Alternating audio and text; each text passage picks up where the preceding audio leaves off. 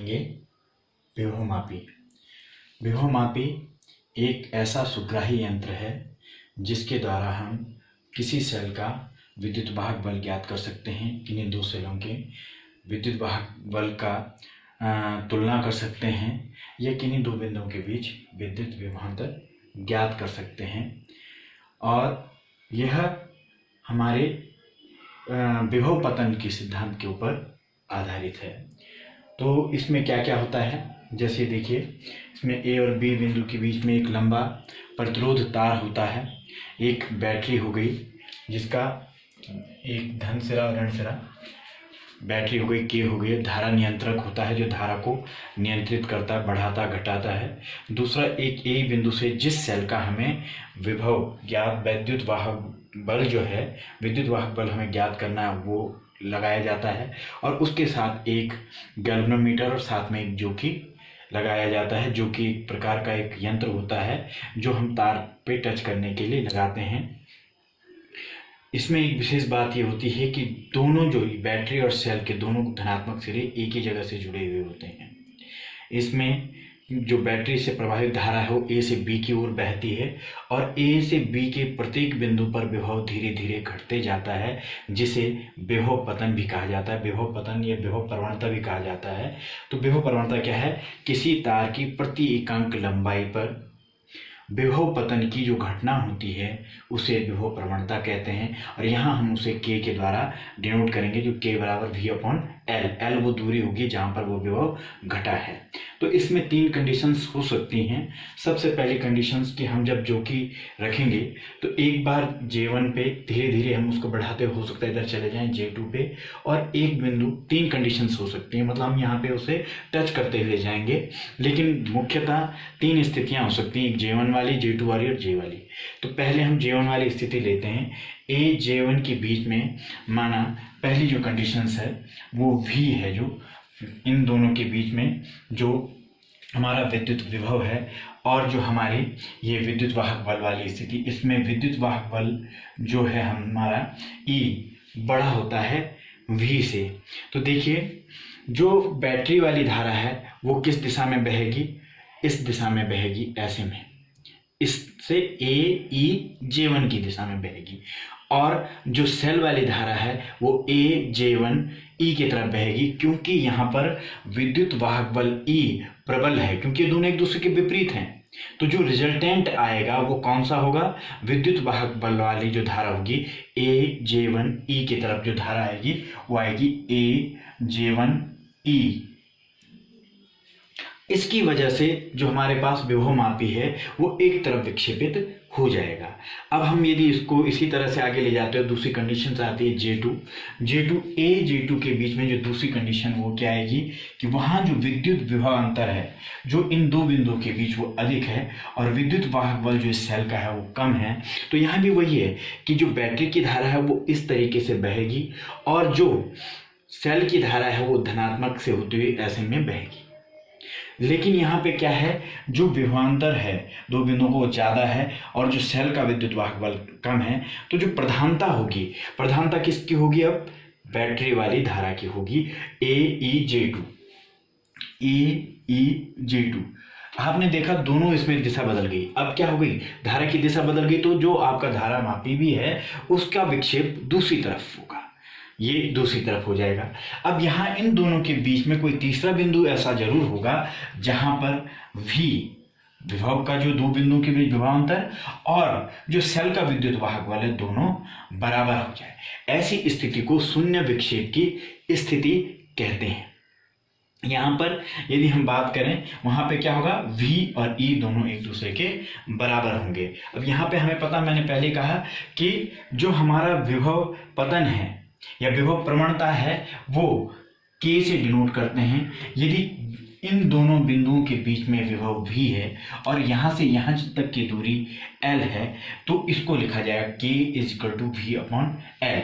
और यहाँ से हम V निकालेंगे K × L, क्योंकि हमें पता है E और V दोनों बराबर है। E बराबर V बराबर हम लिखेंगे KL या E बराबर KL।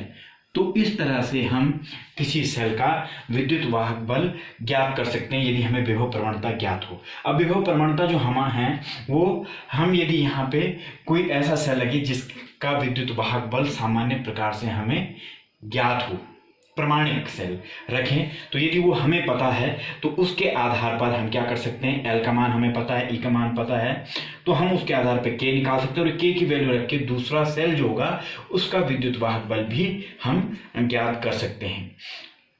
दूसरी बात, ये तार जितना लंबा होगा सेल का जो विभव मापने का या विद्युत वाहक बल नापने की जो सुग्राहिता है, सुग्राहिता में ज्यादा बेहतर तरीके से नाप सकता है जितना अधिक ये तार होगा। कारण क्या है कि जिसका विभव प्रवणता जितनी कम होगी वो विभव मापी उतना ज्यादा सुग्राही होगा, और सुग्राही का मतलब वो ये K = V/L है।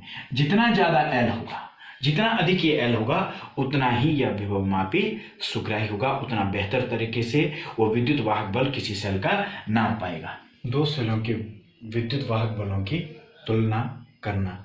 अब हम विभव मापी के अनुप्रयोग या उपयोग, मतलब उसके द्वारा हम क्या क्या कर सकते हैं वो शुरू करेंगे। पहला है दो सेलों के विद्युत वाहक बलों की तुलना करने में।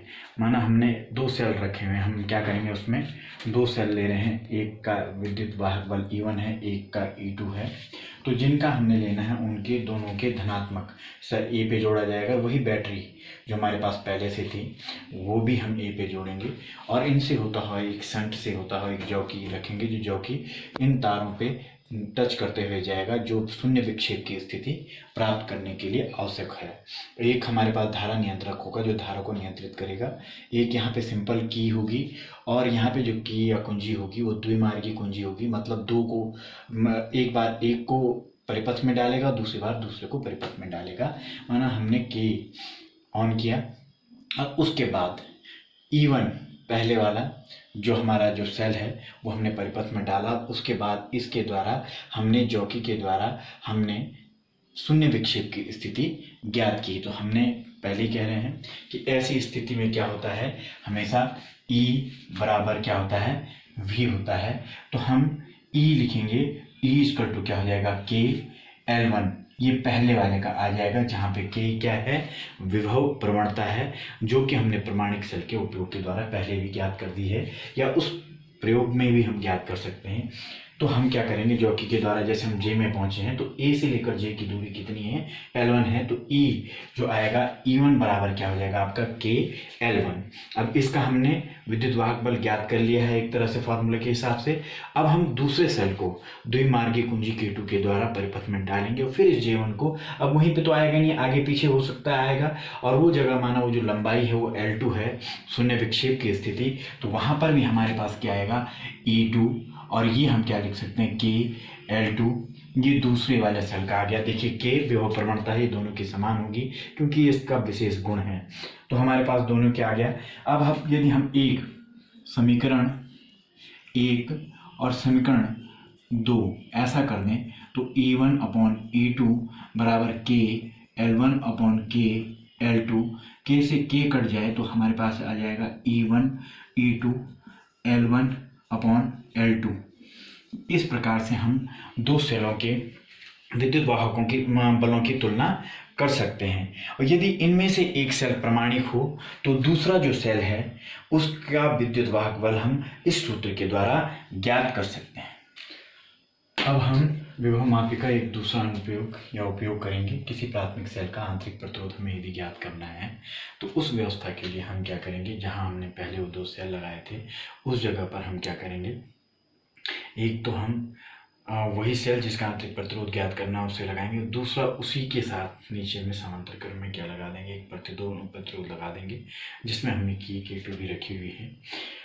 पहली K2 हमारी बंद रहेगी, हम उसे बंद रखेंगे और सिर्फ K ऑन करेंगे, और इससे सिर्फ ये वाला परिपथ में आ जाएगा, कौन सा, हमारा जो सेल है जिसका आंतरिक प्रतिरोध हमें ज्ञात करना है, और उससे हम इस J को जॉकी को आगे पीछे करते हुए एक ऐसा बिंदु प्राप्त करेंगे जिसे शून्य विक्षेप की स्थिति कहते हैं। और वो लंबाई जो A से लेकर यदि हम बात करें उस J तक की, उसको नाप लेंगे। और क्योंकि हमने कहा ये शून्य विक्षेप की स्थिति है तो वो विद्युत वाहक बल ही नाप रहा होता है।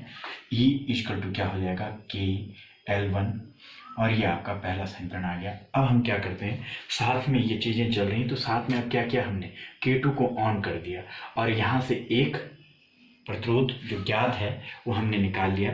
अब उसको भी उस परिपथ में डाल दिया और फिर दोबारा इस जॉकी के द्वारा शून्य विक्षेप की स्थिति ज्ञात करने के लिए इसको आगे पीछे टच करते हुए गए और कोई एक ऐसा बिंदु प्राप्त कर लिया जहाँ पर गैल्वेनोमीटर या जो हमारा धारामापी है उसमें शून्य विक्षेप की स्थिति आ जाए। अब देखिए, क्योंकि अब पहले तो खुला परिपथ था, अब वो परिपथ बंद है और उसमें प्रतिरोध R भी शामिल है, तो अब उसे विद्युत वाहक बल ना बोल के विभवांतर V बोलेंगे और V इक्वल टू हमारा क्या आ जाएगा, K L2 आ जाएगा। और इनको यदि वही पहले जैसे हमने किया कि समीकरण 1 और समीकरण 2, तो E upon V is equal to क्या हो जाएगा, K L1 K L2, K से K कैंसिल हो जाएगा तो E V L1 upon L2, ये आपका समीकरण 3 हुआ। जैसे हमें पहले से ही पता है कि हमारे पास सूत्र है कि हम जानते हैं, क्या जानते हैं, R यहाँ पे आता है E अपॉन V माइनस 1, ये हमारा आंतरिक प्रतिरोध ज्ञात करने का सूत्र है। तो हम इसकी जगह इसका मान यदि रख दें L1 L2 माइनस 1, तो देखिए हम R हमें ज्ञात है, L1 हमें ज्ञात है, L2 हमें ज्ञात है।